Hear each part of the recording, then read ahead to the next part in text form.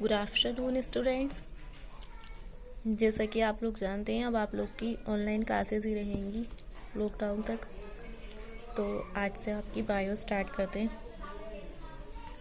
Bio में बच्चों, आप लोग जानते हैं कि एनसीईआरटी में 70 मार्क्स का पेपर आता है। ठीक है, 70 मार्क्स के पेपर में आप लोग का 5 यूनिट पढ़ोगे इसमें आप लोग।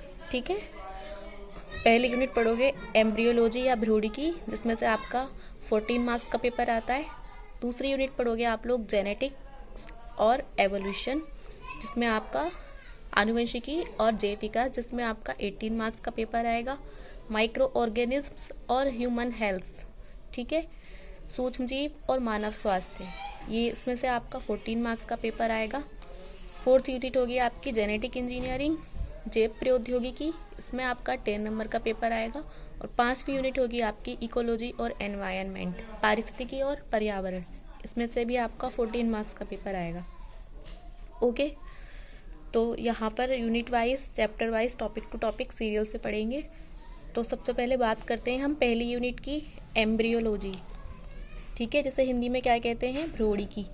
एम्ब्रियोलॉजी का एक नाम और होता है, एम्ब्रियोलॉजी को डेवलपमेंटल बायोलॉजी भी कह सकते हैं। ठीक है, एम्ब्रियोलॉजी का दूसरा नाम क्या होता है, डेवलपमेंटल बायोलॉजी। तो आप लोग डेवलपमेंटल बायोलॉजी या एम्ब्रियोलॉजी भी यहाँ आप लोग 2 पार्ट्स में पढ़ोगे। पहले पार्ट्स में आप प्लांट एम्ब्रियोलॉजी पढ़ोगे और दूसरे पार्ट्स में आप ह्यूमन एम्ब्रियोलॉजी पढ़ोगे। ठीक है, और एम्ब्रियोलॉजी या डेवलपमेंटल बायोलॉजी को हिंदी में क्या कहते हैं, भ्रूणिकी कहते हैं। क्या कहते हैं, भ्रूणिकी। ओके, तो अब क्योंकि आप लोग एम्ब्रियोलॉजी पढ़ने जा रहे हो, भ्रूणिकी पढ़ने जा रहे हो, तो भ्रूणिकी की डेफिनेशन आपको पता होना चाहिए। भ्रूणिकी किसे कहते हैं, जीव विज्ञान की वह शाखा जिसके अंतर्गत हम जीवों के भ्रूणों का अध्ययन करते हैं। ठीक है, या जीवों के भ्रूणों की दशाओं का अध्ययन करते हैं कि किस तरह से एक जाइगोट एक सुविकसित जीव में बदलता है। ठीक है, तो इसे क्या कहते हैं, एम्ब्रियोलॉजी या भ्रूणिकी कहते हैं। ठीक है, तो फर्स्ट आप लोग प्लांट एम्ब्रियोलॉजी के बारे में पढ़ोगे। तो प्लांट एम्ब्रियोलॉजी के जो फादर हैं वो कौन है, पी माहेश्वरी। ठीक है, P for Panchanan, Panchanan Maheshwari plant embryology के फादर हैं। इन्होंने ही सबसे पहले प्लांट्स भ्रूणों का अध्ययन किया था कि एंजियोस्पर्म में कैसे भ्रूण होते हैं, यानी कि अनावृत बीजियों में, और जिम्नोस्पर्म में या आवृत बीजियों में कैसे भ्रूण होते हैं, फिर उस भ्रूण का विकास कैसे होता है और वो भ्रूण एक सुविकसित प्लांट में, पौधे में कैसे बदलता है। तो सबसे पहले पाचांग माहेश्वरी ने ही इसका अध्ययन किया था, नींव डाली थी। इसीलिए पाचांग माहेश्वरी या पी माहेश्वरी को ही प्लांट एम्ब्रियोलॉजी के जनक या फादर ऑफ प्लांट एम्ब्रियोलॉजी कहते हैं। अब प्लांट एम्ब्रियोलॉजी की बात चल रही है, तो प्लांट एम्ब्रियोलॉजी का भी आपका 2 सेक्शन में डिवाइड कर दिया गया है। प्लांट एम्ब्रियोलॉजी भी 2 पार्ट्स में बांट दिया गया है। ठीक है, सबसे पहले इसमें एसेक्सुअल रिप्रोडक्शन और बाद में सेक्सुअल रिप्रोडक्शन। ठीक है, तो प्लांट एम्ब्रियोलॉजी में सबसे पहले आप लोग एसेक्सुअल रिप्रोडक्शन या अलैंगिक जनन के बारे में पढ़ोगे। ठीक है, तो एसेक्सुअल रिप्रोडक्शन या अलैंगिक जनन के बारे में पढ़ने से पहले आपको इसकी डेफिनेशन पता होना चाहिए कि एसेक्सुअल रिप्रोडक्शन या अलैंगिक जनन किसे कहते हैं। ठीक है, तो एसेक्सुअल रिप्रोडक्शन या अलैंगिक जनन किसे कहते हैं, ऐसा जनन जिसमें नए जीव के बनने के लिए नर जीव की आवश्यकता नहीं होती, केवल मादा जीव से ही नए जीव का या नई जनरेशन का विकास हो जाता है। ऐसा जनन कौन सा जनन कहलाता है, एसेक्सुअल रिप्रोडक्शन या अलैंगिक जनन कहलाता है। यानी कि अगर किसी जीव में अलैंगिक जनन हो रहा है तो जो नया जीव है उसे उत्पन्न करने के लिए प्लांट को मेल फ्लावर की आवश्यकता नहीं होगी या मेल ऑर्गन्स की आवश्यकता नहीं होगी, केवल फीमेल ही अपनी बॉडी से क्या कर देगी, न्यू जीव को जनरेट कर देगी। ठीक है, तो न्यू जीव जो है केवल फीमेल की बॉडी से बनता है, यहाँ पर इसमें मेल की आवश्यकता नहीं होती। इसलिए इसे क्या, कौन सा जनन कहते हैं, एसेक्सुअल रिप्रोडक्शन या अलैंगिक जनन कहते हैं। ठीक है, तो आप लोग ना एक रफ कॉपी बना लेना, जो ऊपर आपको बताया है यूनिट्स के बारे में और कौन सा पेपर कितनी यूनिट्स में से कितने मार्क्स का आएगा, तो वो सब आप लोग नोट कर लेना।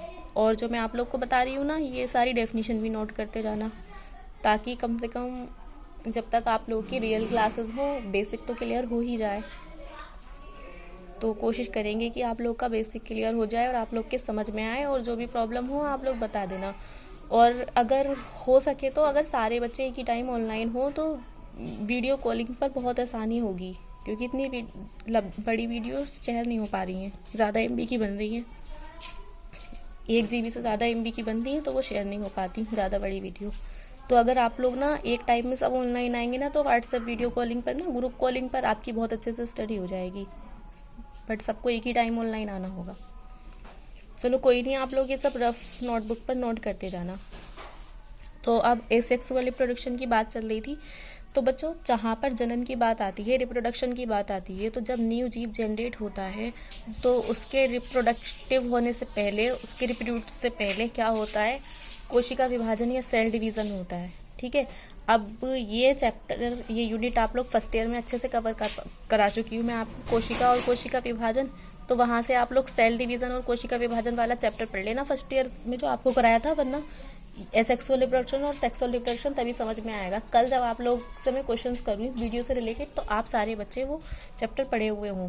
ठीक है, तो एसेक्सुअल रिप्रोडक्शन में कौन सा सेल डिवीजन होता है, कौन सा कोशिका विभाजन होता है, माइटोसिस या समसूत्री विभाजन होता है। ठीक है, अब माइटोसिस और ये माइटोसिस जो होता है इसका क्या मतलब होता है, ऐसा विभाजन, ऐसा डिवीजन जिसमें एक मदर सेल से 2 डॉटर सेल बनती हैं, ऐसे डिवीजन को क्या कहते हैं, माइटोसिस या समसूत्री विभाजन कहते हैं। ठीक है, इसकी डेफिनेशन नोट कर लेना अगर भूल गए हो तो पढ़ा हुआ।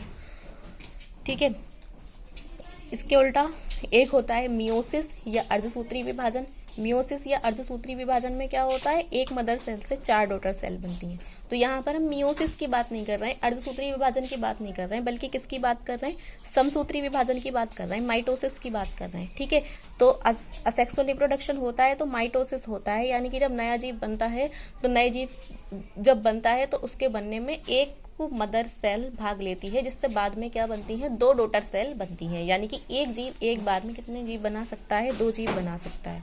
ठीक है, अब इसके आगे का जो है वो अगली वीडियो में कवर होगा। एक टॉपिक को कई वीडियोस में पढ़ना होगा आपको। ठीक है, बाय।